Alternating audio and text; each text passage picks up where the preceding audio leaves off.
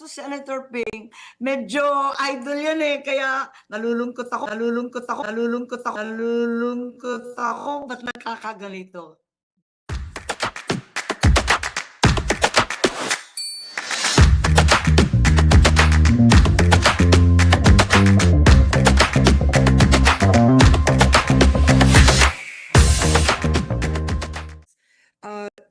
The administration has promised na may makukulong na big fish by December 15.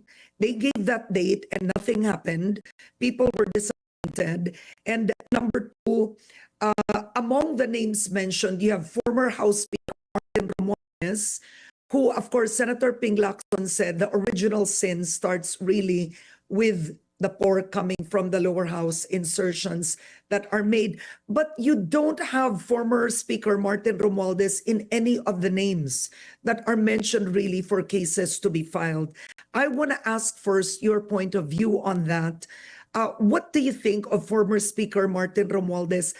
Do you think charges will actually be filed against him, or is this administration out to protect him? Well, it seems apparent. Ang sabi mo, dinideny nila o hindi linilista si Martin, yung aking pinsang buo, nakakaloka talaga, si Bonjing. Si Bonjing, hindi naman binabanggit. In addition to that, aside from the fact that they're somehow forgetting his name, there have also been very fervid denials that there is any direct link daw. Wala raw koneksyon. Napapakamot na naman ako ng ulo sa mga statement ng mga Rimulya. In interview mo, nakinig naman ako. Sabi ko nga, talaga naman guilty as sin naman. Nagmula naman talaga dyan. So I'm wondering why this is occurring. Either two things could happen. I was thinking that perhaps after Saldico, he would be charged. But evidently, that's not the case. In fact, that should have been. And thereafter, ija-jogging na lang yung kaso. Alam na natin yan, di ba? Ipopostpone ng ipopostpone. Mamaya, dismissed on technical grounds, may kakulangan, blah, blah, blah. Alam na natin. Pero in this case, in your face, talagang dinideny, pinagtatanggol, pinagtatakpan. Hindi ko talaga maintindihan na.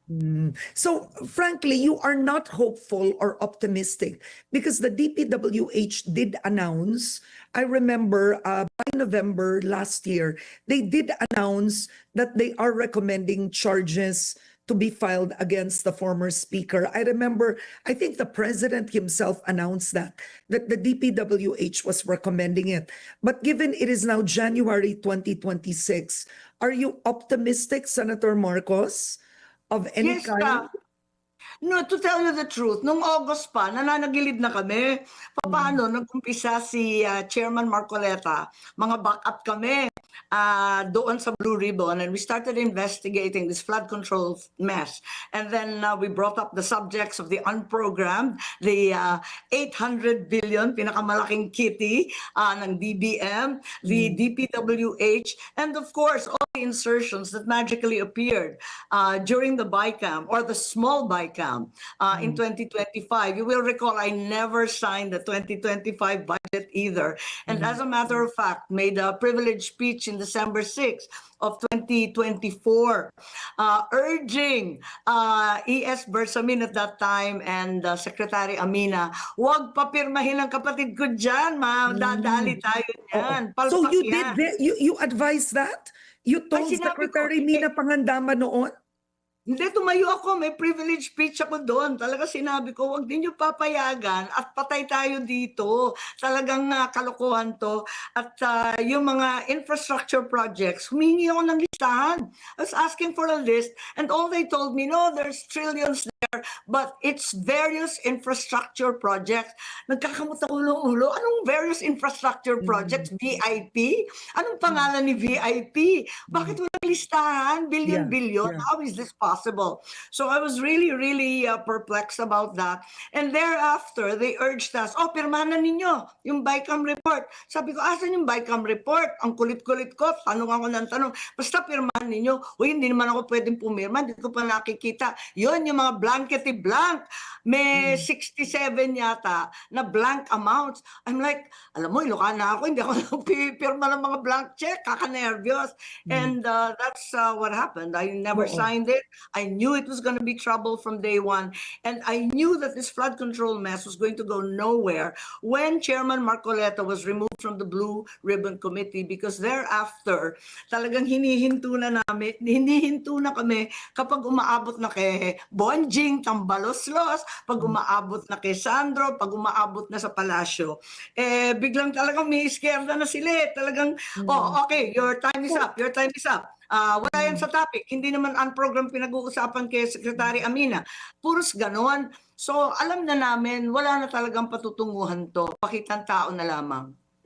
But then one would think that Senator Ping Lacson would he would be more objective, he would be more fearless, he would not protect any particular public official in any way. So are you saying that the leadership of Senate President Tito Soto and Senator Ping Lacson under the Blue Ribbon Committee, they were not completely objective and fearless with the investigations? Well, sabihin na natin na hindi ako bumoto, no? Hindi ako bumoto sa kanila eh. So I'm the wrong person to ask because I already put my vote in, and I'm part of the minority now, ano? Kasama namin si Alan, si Cheese, sina Joel, Robin, Bongo. Kami yung Okay. katropa. All right. Yan ang problema. Tapos iniisa-isa naman kami na kinakasuhan. Yan ang problema namin. Okay, So, I want to move to this. problem. And as to Senator Ping, medyo idol yan eh. Kaya nalulungkot ako, ba't nakakaganito? All right, let's move a bit to the Senate leadership. There were talks before the end of the year, Senator Marcos, that Senate President Tito Soto could be changed. I've heard of that there was a possibility that the minority would actually take over the Senate leadership once again. Either it was Alan Cayetano or Cheese Escudero to be back in the Senate presidential seat. What are your thoughts about this as we enter the year? And then you said February is the date when another impeachment complaint could be filed against Vice President Sara Duterte. Posible bang may pagbabago sa liderato ng Senado ulit? Do you have the numbers? Well, the reality is, right now, iba-iba kasi masalimuot yung issue, ano? Right Oo. now, we have the largest minority in recent history. Siyam Okay. kami. 9. Oo. That's a Oo. very large minority. It's never happened before. The minorities have always been so meager and so small. That's the reason that the coup d'etat is always being discussed because Yeah. susungkit na lang ng apat okay na.